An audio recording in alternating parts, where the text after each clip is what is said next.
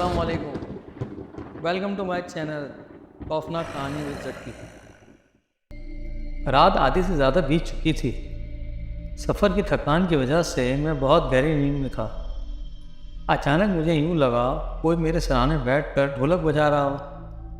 बहुत सी तालियों खैरों की आवाज़ें आ रही थीं। शोर से मेरी आँख खुल गई। जैसे ही मेरी आँख खुली, हर तरफ अंधेरा और खामोशी थी। मैंने फ़ौरन से उठकर खिड़की से बाहर झाँका, मगर हर तरफ सन्नाटा और अंधेरा था। सख्त गर्मी के दिन कमरे में सिर्फ एक ही पंखा लगा था। रूम कूलर, एसी की कोई सहूलत ना थी। ये घर हमारे परदादा का था। मेरे दादा अबरार अहमद अपनी वालिद की इकलौती औलाद थे, लेकिन दादा के 5 बच्चे थे। सबसे बड़े मेरे वालिद इसाक और छोटे चाचू रज़ाक और 3 फुप्पो थीं। दादा अपनी ज़िंदगी में ही सब बच्चों की शादी कर चुके थे। दादा की वफ़ात के बाद अब्बू ने कराची शिफ्ट होने का सोचा और फिर हम हैदराबाद जैसे छोटे शहर से निकलकर कराची शिफ्ट हो गए। पर दादा के इस घर की हालत बहुत ख़राब हो चुकी थी और फिर यहाँ किसी का आना जाना भी ना होने के बराबर था। कई सालों से ये घर ऐसे ही बंद पड़ा था। मैं अब्बू के कहने पर इस घर को बेचने के लिए आया था। तंग सी गली में बना ये 15 मरले का घर, जिसकी हालत बहुत खस्ता और एक खंडर की शक्ल रहा था।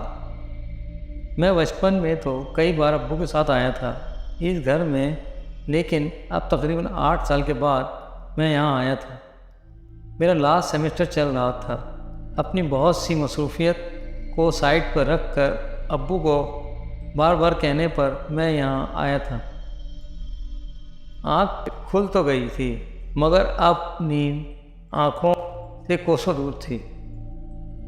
चारपाई पर इधर उधर करवट लेते में बेजार हो गया था। ऊपर से गर्मी और गूं गूं की आवाज़ के साथ चलता हुआ ये पंखा सख्त बददिल हुआ था। यहाँ आकर सोच रहा था सुबह ही वहीं चला जाऊँ। जब अब्बू की तबीयत ठीक हो जाएगी वो खुद ही आकर देख लेंगी कि इस घर का क्या करना है। अभी ये सोचे ऐसे ही दिमाग में चल रही थी कि फिर से ढोलक की आवाज़ आने लगी। लड़कियों की तालियां बजाने की ढोलक की आवाज़ इस कदर पास से आ रही थी, यूँ लग रहा था जैसे साथ वाले कमरे में ये महफिल सजी हो। मैं जल्दी से उठकर एक एक कमरे का दरवाज़ा खोलकर देखने लगा, मगर अंदर अंधेरा और सन्नाटा था। मैं वापस अपने कमरे में आने लगा तो मुझे बहुत ही खूबसूरत आवाज़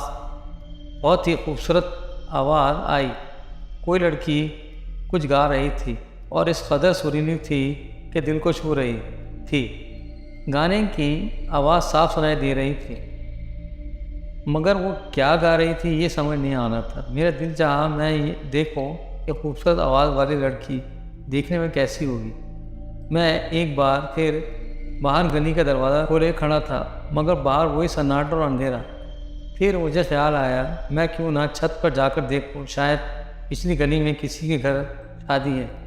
यही सोचकर मैं सीढ़ियाँ चढ़ने लगा। छत पर मौसम अच्छा था, हवा चल रही थी। चारों तरफ देखने पर कोई ऐसा घर नजर न आया। मैं जैसे ही इस दीवार की तरफ हुआ जहाँ से देखने पर अपने ही घर का सहन नज़र आता था, बहुत सी लड़कियाँ बैठी ढोलक बजा रही थी। मेरी हैरत की इंतहा ना रही। ये कैसे मुमकिन है? मैं अभी नीचे से ही ऊपर आया हूँ, सब कहाँ से आ गए? मुझे एक पल को गुमान हुआ कि ये किसी और का घर तो नहीं दिखाई दे रहा। बेहद रोशनी होने की वजह से मंदिर साफ दिखाई भी नहीं दे रहा था। लेकिन नहीं, ऐसा कैसे हो सकता है? ये हमारा ही घर है। लेकिन सवाल ये था, फिर ये सजावट, ये बहुत से लोग, ये सजी संवरी लड़कियाँ अचानक कहाँ से आईं? मैं तेज़ी चलता हुआ सीढ़ियों की तरफ आया। नीचे आने पर वही अंधेरा और सन्नाटा। मुझे समझ नहीं आ रहा था ये सब क्या है। मैं एक बार फिर से छत पर मौजूद था। जैसे ही मैंने नीचे की तरफ देखा, फिर वही रोशनी, खूबसूरत लिबास पहने लड़कियाँ। मैं अभी अभी नीचे का ही नज़ारा कर रहा था कि मेरी नज़र उस लड़की पर पड़ी जो अपनी खूबसूरत आवाज़ में गा रही थी। इतने फासले से भी उसका चेहरा साफ दिखाई दे रहा था। मैं उसे देखने में गुमसा हो गया। अचानक उसकी नज़र ऊपर को उठी। उसके ऊपर देखने पर दूसरी लड़की ने फ़ौरन सर उठाकर ऊपर देखा। मैं घबराकर एकदम से पीछे हो गया। कुछ देर इसी जगह खड़ा सोचता रहा, वो लड़कियाँ क्या सोच रही होंगी मेरा यूँ देखना। मगर दिल ने कहा एक बार फिर ये हसीन नज़ारा कर लिया जाए। मैं ये देखने के लिए जैसे ही नीचे झुका, किसी को छुप छुप कर देखना अच्छी बात नहीं होती, इस आवाज़ पर मैं एकदम से चौंक गया। और जैसे ही पलटा, वो लड़की दीवार के साथ खड़ी चेहरे पर मुस्कान ली मुझे देख रही। एक लड़की को देखकर मेरे दिल में एक ही नाम आया, परिजात। इसे अपने करीब देखकर मुझसे कोई बोला ही नहीं जा रहा था। लगता है आप यहाँ पहली बार आए हैं, बात भी उसी ने शुरू की। नहीं, मैं पहले भी आ चुका हूँ, लेकिन इस बार काफ़ी अरसे बाद चक्कर लगा है। वो लड़की सब्ज लिबास पहने, हाथों कानों बालों में फूलों का श्रृंगार किए खड़ी थी। मुझे लगा शायद इसकी शादी है, और मैंने पूछ भी लिया इसकी शादी हो रही है। मेरे पूछने पर वो खिलखिला कर हंसने लगी। नहीं, मेरी बड़ी बहन की। जाने क्यों मुझे ये सुनकर खुशी सी हुई। दरअसल मैं नीचे देख रहा था कि यहाँ से तो हमारा ही घर दिखाई देता है, लेकिन अब मैंने बात अधूरी छोड़ दी। एक बार फिर हंसने लगी। आपकी और हमारे घर की दीवार एक दूसरे मिली है। यहाँ से देखने पर एक सैन दिखाई देता है, और दीवार के उस पार से नीचे देखने पर हमारा बस इतनी सी ही बात है। बात समझ ना आने के बावजूद मैं मान गया, क्योंकि वो जब से खूबसूरत लड़की वो भी रात के इस पैर आपके पास हो, आपसे बात कर रही हो, तो कौन कमबख्त सहन याद रखता है। नहीं, यहाँ मैं एक सच बात बताना चाहता हूँ। अब मेरे बारे में गलत राय न, मैं बिल्कुल भी ऐसा लड़का नहीं हूँ। अपने माँ बाप का फरमाबरदार और पढ़ाकू किस्म का लड़का हूँ। वो लड़की खुद ही बात से बात निकाल रही थी, बहुत बातों ही लगती थी, और मेरी आंखें यकटक उसे तके जा रही थी। मैं उससे बात करते हुए सोच रहा था, मैंने आज से पहले अपनी ज़िंदगी में इतनी खूबसूरत लड़की नहीं देखी। आप भी चले ना हमारे साथ। जब एक और लड़की उसे बुलाने के लिए आई, वो मुझे भी अपने साथ चलने का कहने लगी। मैं जाना तो चाहता था, मगर फिर माज़रत कर ली। इसके जाने के बाद मैं नीचे आ गया। नीचे वही खामोशी का राज था। मैं बिस्तर पर लेटा काफ़ी देर तक उसकी बातें सोचता रहा और खुद ही मुस्कुराता रहा। इन्हीं बातों को सोचते मेरी आंख लग गई। सोने से पहले मेरी घड़ी पर नज़र गई कि सुबह के 4 बजा रही थी। मुझे अपने चारों तरफ शोर ही शोर सुनाई दे रहा था। सर बहुत भारी हो रहा था। बहुत मुश्किल से आँख खुली। आँख खुलने पर हर तरफ खामोशी थी। मैंने घड़ी पर टाइम देखा, 11 बज रहे थे, मगर घर में मुकम्मल अंधेरा था। इस घर में कई खिड़कियाँ थीं और सहन ओपन था। फिर इसका अंधेरा, मैं घबरा कर बाहर का दरवाज़ा खोल कर खड़ा हो गया। गली में भी सन्नाटा था। मैं समझ नहीं पा रहा था कि मैं इतना कैसे सो गया। सुबह 4 से लेकर रात के 11 बजे तक मैं सोता ही रहा। भूख भी काफ़ी लग रही थी। मैं खाना खाने के लिए घर से बाहर आ गया। खाने के बाद इधर उधर सड़कों से सदमे किया और फिर घर आ गया। अभी मैं अपना बिस्तर ठीक ही कर रहा था कि मुझे शहनाई की आवाज़ आने लगी। साथ ही कई लोगों से ऐसे लगाने की बातों की आवाज़ आने लगी। मैं ऊपर जाने का सोच ही रहा था कि वही परिजात मेरे कमरे के दरवाजे पर खड़े। उसके पीछे एक आदमी भी था। ये लोग अंदर कैसे आ गए, जबकि दरवाज़ा मैं खुद बंद करके आया था। मैं सोच ही पाया, वो आदमी चलता हुआ अंदर आया और मेरे सामने बैठ गया। हमें तुमसे कुछ काम है। मैं नासमझी से परिजात की देखने लगा। तुम्हें हमारे साथ चलना होगा, वहीं जाकर ही हम तुम्हें बताएंगे। साथ ही वो उठ खड़ा हुआ। मजबूरन मुझे भी साथ जाना पड़ा। मुझे अच्छी तरह से याद है, मैंने इन दोनों के साथ जैसे ही अपने कमरे की दहलीज पार की, बाहर का नज़ारा ही और था। हर तरफ रोशनी, शहनाई की आवाज़ें। इतना शोर होने के बावजूद मुझे लग रहा था मैं ख्वाब देख रहा हूँ। जो आदमी मुझे लेकर आया था वो अभी अभी मेरे आगे चल रहा था। एक बड़े से तख्त के सामने रुक गया। मुझे भी रुकना पड़ा। उसने सामने इशारे से किसी को बुलाया, और जो शख्स बाहर आया उसे देखकर हैरान रह गया। इसका कद 12 फीट होगा। मैं तो उसके सामने बहुत छोटा लग रहा था, जबकि मेरी हाइट भी 5 फीट 9 इंच थी। वो तख्त पर बैठ गया। उसने काले रंग का लिबास देवतन किया हुआ था। इस पर गोल्डन कलर का नाम था। सर पर गोल्डन कलर का छोटा सा ताज सजा रखा था। मैं अब भी खड़ा उन लोगों को हैरत से देख रहा था। वो सब मेरे सामने मेरे ही घर में मौजूद थे। वो कभी इस कमरे से आते, कभी दूसरे कमरे में दाखिल हो जाते। इस आदमी ने मुझे बैठने का कहा, जो मुझे अपने साथ लेकर आया था। मैं खामोशी से उसके साथ बैठ गया। अचानक एक मोटी सी भद्दी औरत आई। उसने मुझे कहा, चलो जल्दी से निकाह शुरू करो। ये मैं समझ नहीं पाया वो क्या कह रही है। लड़के, हमारी बेटी ने शर्त रखी थी, इसका निकाह आदमजाद ही पढ़ाएगा, वरना वो शादी नहीं करेगी। ये तो हमारी खुशकिस्मत थी कि तुम खुद इस घर आ गए, वरना हमें कोई और इंतज़ाम करना पड़ता। लेकिन मैं निकाह कैसे पढ़ा सकता हूँ? मैं अपनी जगह से उठ गया। शायद मैं जानता नहीं था मैं उस वक्त किन लोगों के हिसाब में हूँ। देख लड़के, अगर तो हमारी बात मान लेगा तो जो भी बात तेरे मन में होगी उसे उसी वक्त पूरा कर देंगे। मेरी नज़र परिजात की तरफ उठ गई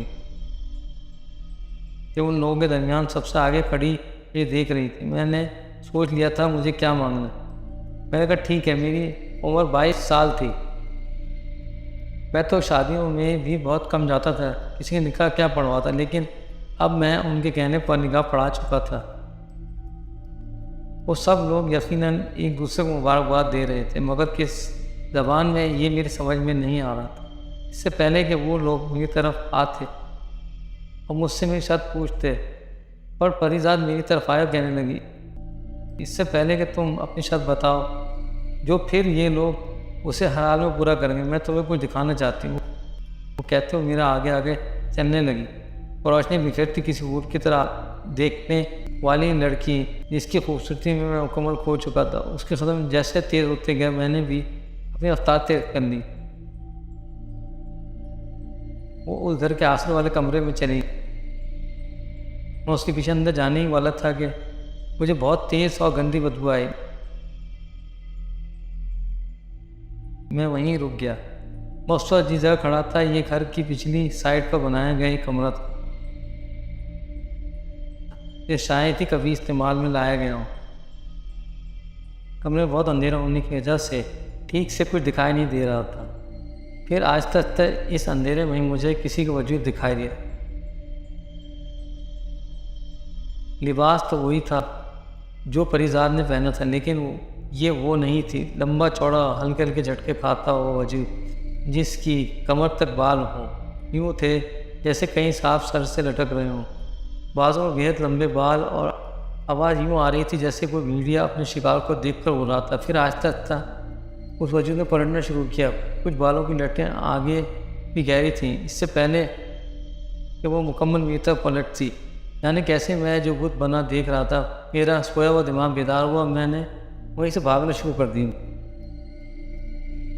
भागते हुए जब मैं इस घर के सहन की तरफ आया तो अब यहाँ मुकम्मल खामोशी थी। मैं एक पल फिजाए के बगैर बाहर के दरवाजे की तरफ दौड़ लगा दी। दरवाज़ा खोलकर बाहर गली में निकल आया। गली से निकल कर जब मैं बाहर सड़क पर आया तो ताज़ा हवा के झोंके दिमाग को बहुत सुकून दे रहे थे। मेरे साथ क्या हुआ मैं अब भी समझ नहीं पा रहा था, लेकिन इतना जान गया था कि मुझे वहाँ अब नहीं रहना। मैं सारी रात सड़कों पर फिरता रहा, घर नहीं आ नहीं सकता था। इस खौफ में मेरे दिल को जकड़ लिया था। फजर के अज़ान के वक्त मैं मस्जिद चला गया। नमाज अदा करने के बाद मैं वहीं लेट गया। कब आँख लग गई मुझे पता ही ना चला। सुबह 7 बजे मेरी आँख खुली। रात का सारा वक्त मेरे दिमाग घूमने लगा। मैंने सबसे पहले अपनी वापसी की टिकट ली, जिसका टाइम 1 बजे था। मेरे पास बहुत टाइम था। मैंने 1-2 डीलर से बात कर रखी थी मकान की भी। उनसे मिला, घर बेचने की जिम्मेदारी उन पर डाल दी। अपने नंबर वगैरह उन्हें दिए। अभी मेरे कदम उसी घर की तरफ थे। मेरा बहुत ज़रूरी कुछ सामान था जो मुझे लेना था। घर के अंदर कदम रखा, पूरे सहन में धूप छाई हुई थी। तमाम दरवाजे बंद थे, जबकि रात को मैं उन सब दरवाज़ों को खुला देख चुका था। मैं जल्दी से उस कमरे में आ गया जहाँ पर मेरा सामान था। अपना सामान जल्दी से पैक किया, उस घर पर आखिरी अलविदाई नज़र डाली और घर से बाहर आ गया। मेरे घर आने के 6 माह बाद वो घर फरोख्त हो गया, मगर मैं अपने साथ होने वाले इस वाक़े को भूल नहीं पाया। मैं आज भी सोच कर लड़ जाता हूँ, अगर मैं निकाह पढ़ाने से पहले अपनी शर्त बता देता जो कि परिजात से शादी थी, तो मैं आज कहाँ होता।